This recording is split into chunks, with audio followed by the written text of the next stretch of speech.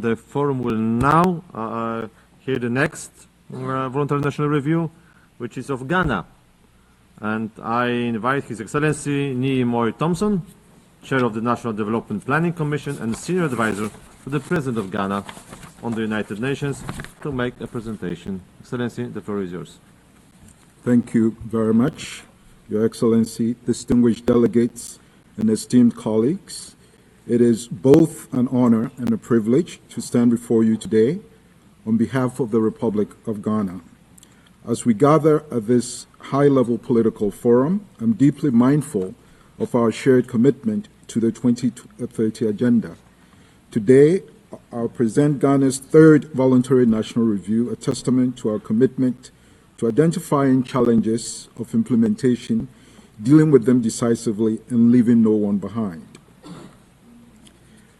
Ghana's path towards sustainable development is guided by three pillars: participation, inclusivity, and acceleration. In this presentation, we will share our progress based on these pillars on 5 goals that the United Nations recommended for the VNR assessment this year, namely Goal 3, which has to do with health; Goal 5, which deals with issues of gender equality and the empowerment of women and girls; Goal 8, which is economic growth and job creation and decent work; Goal 14, which is to conserve and sustainably use the oceans, seas, and marine resources for sustainable development; and Goal 17, which is to strengthen the means of implementation and revitalize the global partnership for sustainable development. This is being done while reaffirming our dedication to the principle of, quote, leave no one behind. We'll also outline Ghana's strategic priorities for the next 5 years, anchored in the vision of His Excellency the President, John Dramani Mahama, who has stated, and I quote, "We remain committed to achieving the 2030 Sustainable Development Goals at all costs." Now, participation and inclusivity. The implementation of the SDGs in Ghana is a collective endeavor. Through our whole of government and whole of society approach, we have engaged a broad spectrum of stakeholders, from the private sector and civil society to local governments, persons with disability, the youth, and our development partners. This inclusive process, strengthened by political leadership and rigorous data validation, ensures that our policies are not only reflective of our people's needs, but also grounded in evidence. Outcome of Ghana's 2019 and 2022 VNRs. Our previous voluntary national reviews laid a strong foundation for progress. Through an enhanced coordination with civil society and the UN system, we translated initiatives like the Joint SDG Fund and the SDG Investor Map from commitment to action. We also expanded our reporting capacity, increasing SDG indicator coverage from 66 in 2019 to 105 in 2025. These achievements underscore the power of partnership and peer learning in driving sustainable development in Ghana. Now, I'll turn to highlights of progress. This year's VNR report provides comprehensive assessment of all 17 goals, enriched by insights from the previous reviews. But as previously stated, we will focus on 5 goals, that is Goal 3, 5, 8, 14, and 17. Goal 3, which deals with issues of health and well-being. On Goal 3, we celebrate measurable progress, such as skilled birth attendance nationally now stands at 87.6%, up from 73% in 2014, as well as child survival rates that continue to improve, with under 5 mortality rate decreasing from 60 in 2014 to 40 in 2022 towards the SDG targets of 2025. While neonatal mortality declined from 29 to 17 deaths per 1,000 live births over the same period, compared to a target of 12 in the SDGs. Overall maternal mortality ratio remains unacceptably high, unfortunately, at 4 times more than the global target, while MMR in urban areas decreased from 271 in 2010 to 233 in 2021.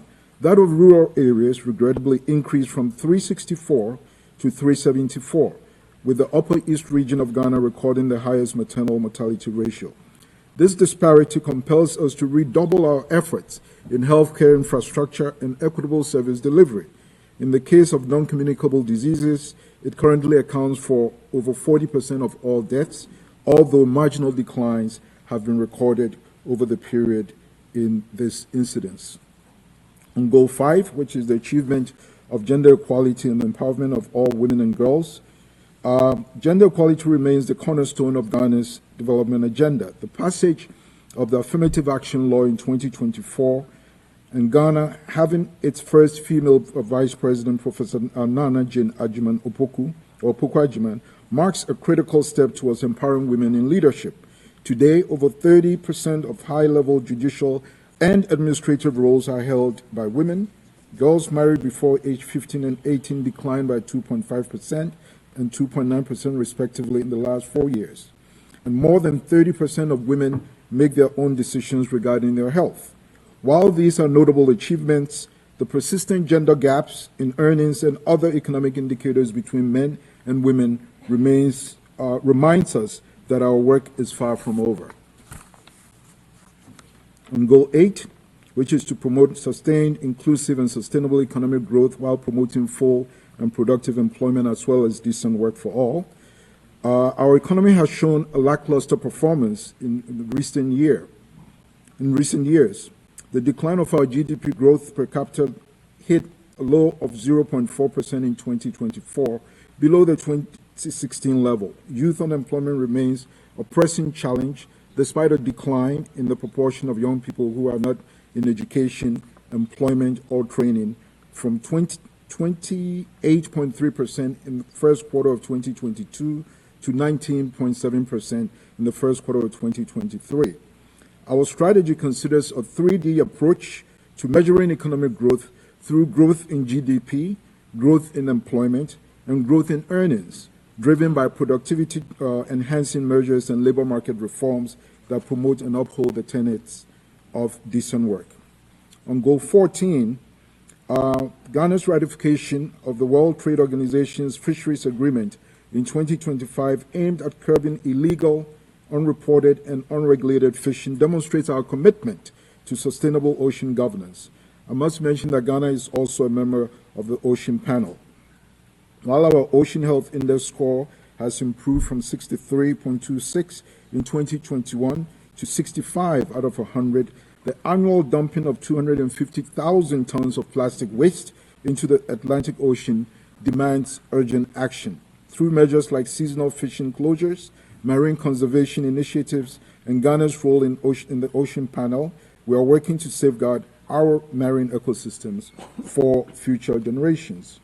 And then lastly, on Goal 17, domestic revenue mobilization is improving through strengthened partnerships, digital reforms, and enhanced tax administration.